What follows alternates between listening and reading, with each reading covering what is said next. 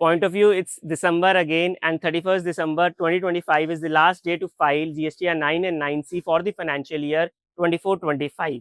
Now, अब की बार बहुत चेंजेस करे इन्होंने, जिसमें से एक बहुत widely accepted and widely acknowledged change था, जो था कि 23-24 का क्रेडिट कोई भी आपने 24-25 में लिया है तो जीएसटीआर 9 में लोगों को एक कॉलम चाहिए था अलग से, जो कि गवर्नमेंट ने दे दिया।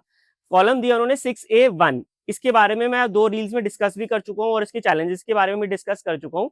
अब इसका इफेक्ट जीएसटीआर 9C में क्या आ रहा है मैं आपको बता दूं। मान लो आपका 23-24 का क्रेडिट 1 लाख रुपए है जो आपने क्लेम करा 24-25 में। अब 6A1 में तो आप अकॉर्डिंगली रिपोर्ट कर दोगे 1 लाख रुपए फिगर, मगर जब आप 9C भरोगे तो उसका वो ड्यूअल इफेक्ट लेगा। पहला इफेक्ट वो लेगा टेबल 12 में, जो हमारा ऑटो जनरेटेड इफेक्ट आता है टेबल 9 से। दूसरा इफेक्ट ऑलरेडी हम 12B में दिखा रहे हैं, तो वो उसको ड्यूअल इफेक्ट लेगा और डिफरेंस दिखाएगा।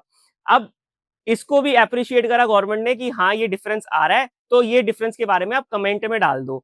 The point of view is not कि इसको आप कमेंट डाल दो ये डिफरेंस हाँ आएगा। The point of view is कि इतना रेवेन्यू जनरेटिंग चीज है जीएसटी, एंड बजट की कोई कमी नहीं है। 2 लाख करोड़ हर साल जीएसटी से कलेक्ट होते हैं, तो इसके बाद भी एग्जीक्यूशन के वक्त what you are doing is एक चेंज को दूसरी जगह चेंज को रिपोर्ट कर ही नहीं पा रहे आप।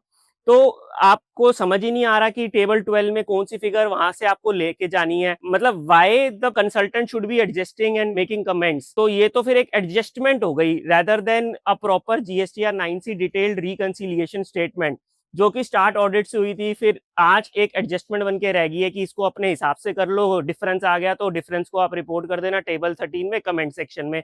So this is totally irrelevant, but this is what it is. FAQ में भी यही बोला कि डिफरेंस आएगा और वो डिफरेंस को आप रिपोर्ट कर देना टेबल 13 में। सो और भी बहुत सारे ऐसे इररेलेवेंट चेंजेस है जीएसटीआर 9 9C के, जो हम डिस्कस करेंगे अगली वीडियो में। So follow for more such informative videos. Thank you.